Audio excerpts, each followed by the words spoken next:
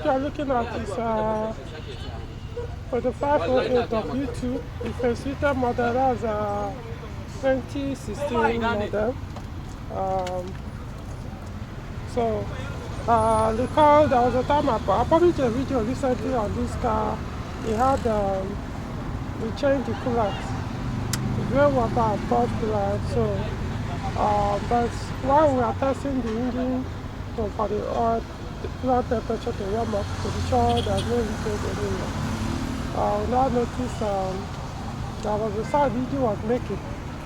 It was making sounds as if something is wrong inside the engine. Well, the sound will come up when you accelerate the engine to like 2,000 RPM. Maybe 2 to 3, maybe less than 3, I don't know, but just a little bit, you hear that sound. So I had a concern that most likely could be from the cylinder head or the oil pan. And also when I scanned it, it was just showing oil pressure, but it's intermittent form, not permanent. Oil pressure warning. That was the only fault that came up. So so decided to actually have a look at it. So eventually this is what we found when we remove the oil pan. So I'm going to show you guys.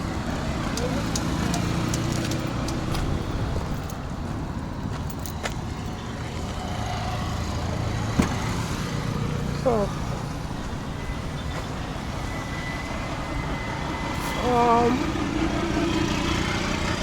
coolant, there's a coolant leak here. There's a coolant leak. You can find out where this is coming from. I'll see that. Remember we pour coolant, so that's one thing about using coolant. Once you use coolant, if there's a leakage anywhere, you point it out. So first thing we did was recommended changing the oil pump. So this is the oil pump. I don't want to. Let me see. Man, I may have to splash oil all over my hand.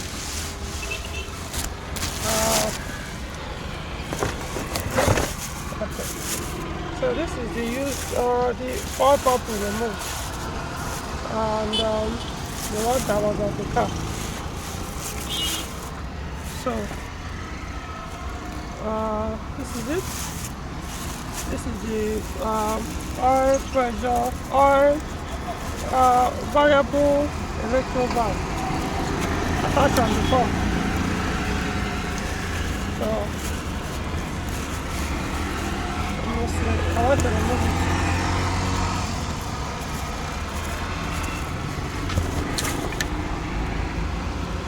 So this is it. Okay, so now something else that I believe that could be the source of the noise. So it's possible that this pump is actually not faulty, but there's something else that's very important. Now look at the bearing. This is the Conrod bearing. You can see. You can see the wear of them. Almost all of them. The surfaces have worn out. I'll see. So, what could have led to this? Few things. It could be that this was the cause over time that this led to the failure, the failure of the bearing. So, which was why I even recommended we change this is the engine for oil pump. Like I said. This is the engine oil pump. So this could be the reason. Could also be at the time according to the owner, the engine was the oil level warning came up. I was warning that the engine oil level was too low.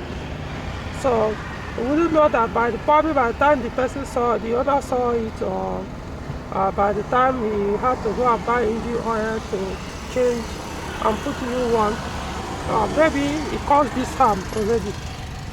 I wouldn't know. So, but obviously, yeah, bearing is gone. So we change the bearing, we got new one, change them. Also change the new one, but all of them new. Let's look at the part number on the bearing.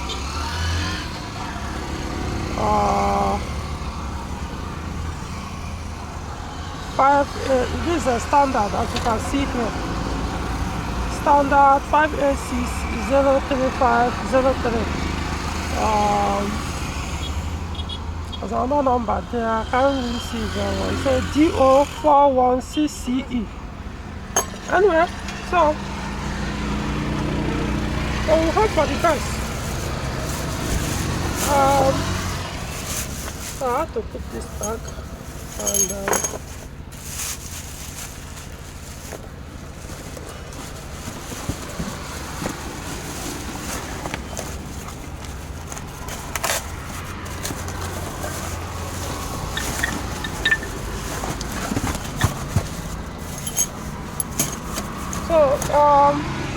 so that's it.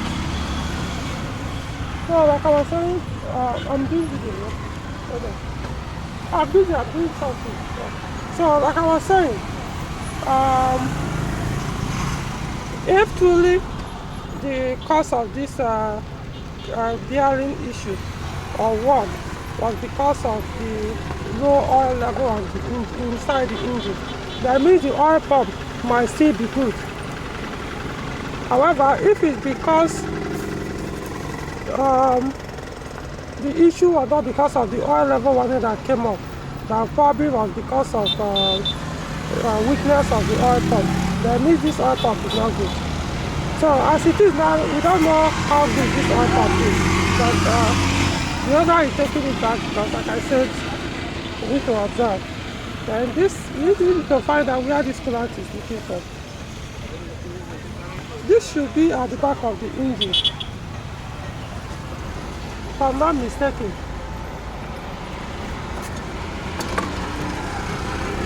I think this side goes to the back.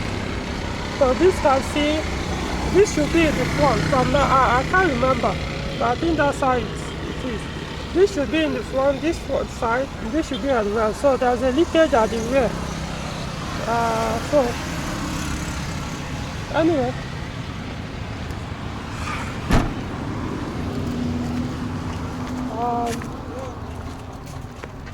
Hold on.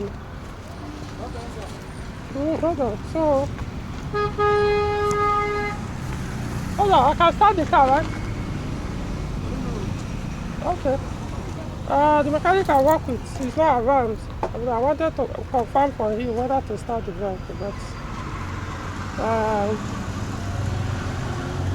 so far, the only issue now remaining is to figure out where that coolant is leaking from.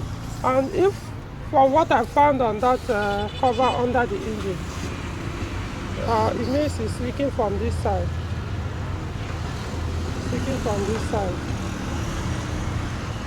Yeah. Hold on, let me confirm.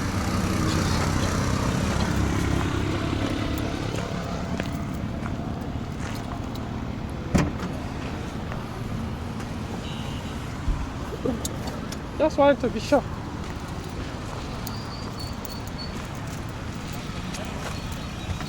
Remind me again.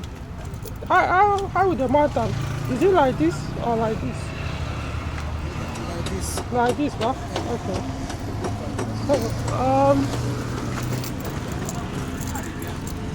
So in that case, as you can see, this is how it's supposed to be. So the leakage is from somewhere here and it's behind. So it has to be probably between that part that connects to the thermostat housing. That's where I'm suspecting it's leaking from.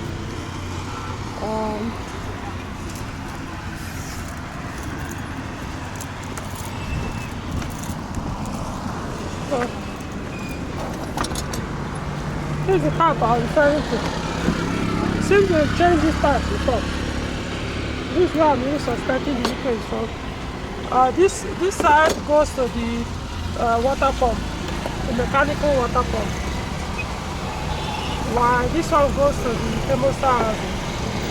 So from where it appears the leakage is somewhere from here, around here. That's what I suspect. So they changed this before, I think before the owner bought the vehicle. So, I think it was in the good weather when the car was purchased. Okay, so, take away from here. Yeah, please, like I said, we don't really know what led to this. Probably was the issue was the harm was done before the car was purchased, or probably was after it was purchased. However, I would highly recommend, once you notice the oil level is too low, in fact, if I were you, just park the vehicle. If you don't have an engine oil or with you in the vehicle, stop driving the car. Just park the vehicle. If, let's assume you are traveling and this happened, look for anything engine oil. If it doesn't even matter the oil grade, whether it's recommended one or not, just pour oil inside the engine. It's better than running the engine with low oil. It's going to wreck it and cause this damage. So don't keep driving. Oh, okay, well, it just started showing the oil level. Let me keep using it until I get to Yak, and when I have time I go and change. No, don't do it. If you do it like that, you may end up losing your engine. So that's the only thing I know. Like I said, it's possible the issue was there before. Who knows?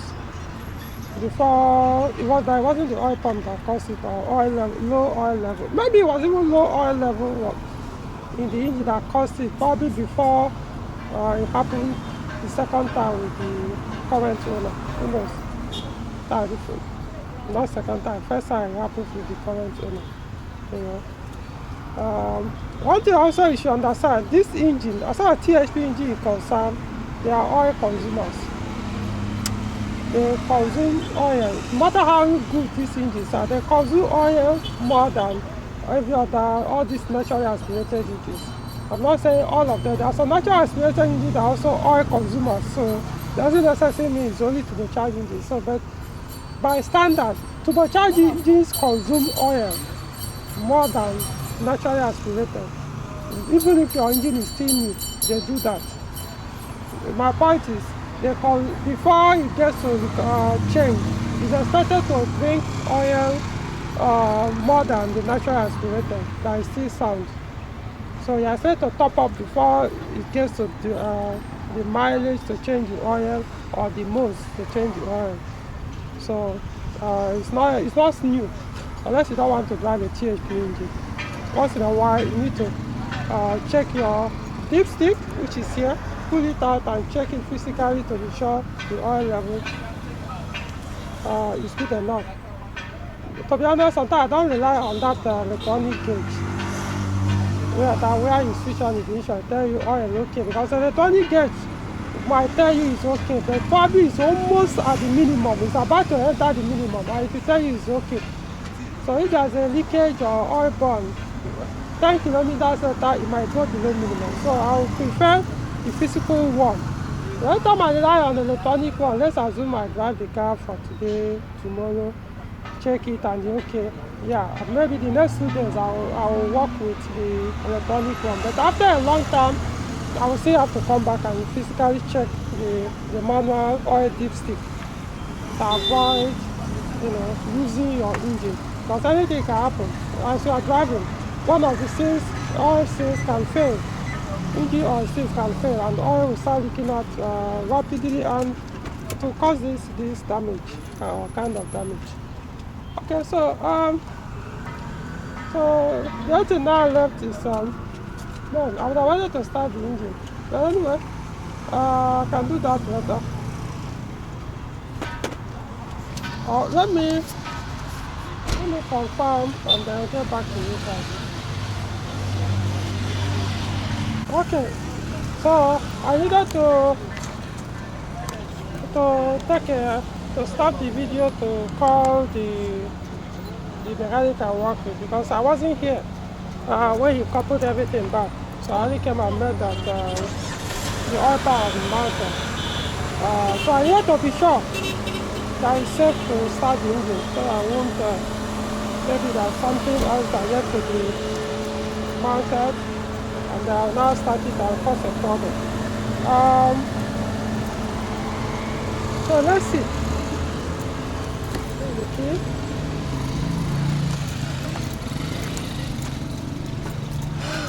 Oh, God. I don't want this. They say oil level correct. So let me start the vehicle.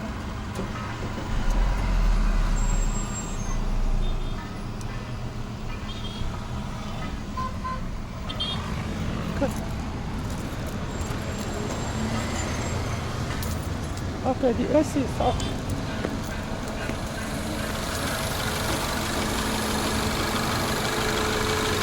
Okay, so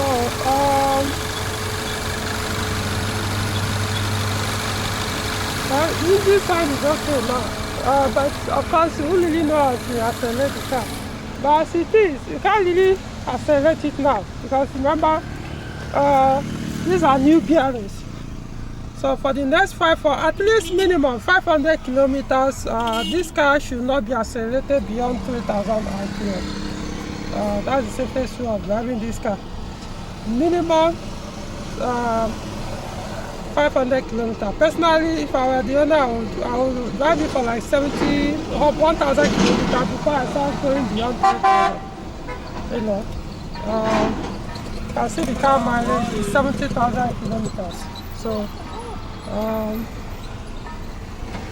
that's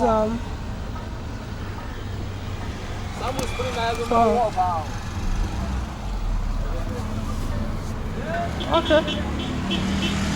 So that's it. I hope this makes sense. And again, remember the warnings. Once it starts telling you oil level too low, please stop the car. Look for the safest. If park as wherever you are, or look for the nearest safe place where you park your vehicle. Leave it here. Go and get an engine oil. If possible, the recommended one. Get it, pour it. If the oil is leaking badly, or in that case, just look for any oil that is engine oil, not just any oil, but I think engine oil. Pour it in and drive it to the nearest workshop where you can have the issue fixed, or to your own mechanic or technician that repairs cars for you. Or I mean, if you want to take it home, make sure the engine have enough oil. As it's leaking, keep pouring it in until you get to your place and park the vehicle until the issue is fixed or examined. Do not take it for granted, otherwise it may damage your engine. And the other thing is too, try and also use a good quality oil as well after you fix the problem, to avoid having issues with this. And also, when the engine is cold, please do not rev hard the engine. Do not push it. Once you start your engine, when it's cold, do not go beyond 3,000 RPM. Never. Keep driving it until sometimes people rely more on the coolant temperature. This coolant temperature, you can see, is around 80. But this is the one I work with most. This is the oil temperature. The oil temperature, if it doesn't get to 70 degrees Celsius, I won't be comfortable revving the car beyond 3,000 RPM. That's just me. But the good thing about the oil temperature is the higher the oil temperature, the chances for the higher the coolant temperature, the chances for the oil temperature to start climbing is much higher, because the oil temperature depends mostly on the coolant temperature. So if you abuse your engine clean system and it's always on the low level, then your oil temperature will most likely, or most of the time, will also stay very low. And that time, if you push your RPM, your engine speed high beyond 3,000, you are grinding your engine. This kind of thing may happen to yours. So that's my point. Okay, so that's the end of it. And so I'm going to call it a day. hopefully I'll be able to, if not now, maybe some other time, but I will hopefully would be able to figure out where that, what I would suggest to the owner is probably use the car for a day, so that we come back for that coolant leak. Unless he wants to have everything fixed at the same time, then that one can be done as well. Okay, so but the main purpose of this video is for the oil engine grinding sound that came up, and so far hopefully it has been fixed. Again, we don't know yet, because the only way to test is to accelerate the car hard to know if that sound come back, but I can't do it now, and I will recommend anybody to do it now until you drive up. Though in motion sometime may go above 3,000. No, I remember when that noise was coming out, I think it was somewhere around 2,000. I could hear it or something, you know. So while in motion, it's better to engage gear assist and see whether the noise will go, but please do not go beyond 3,000.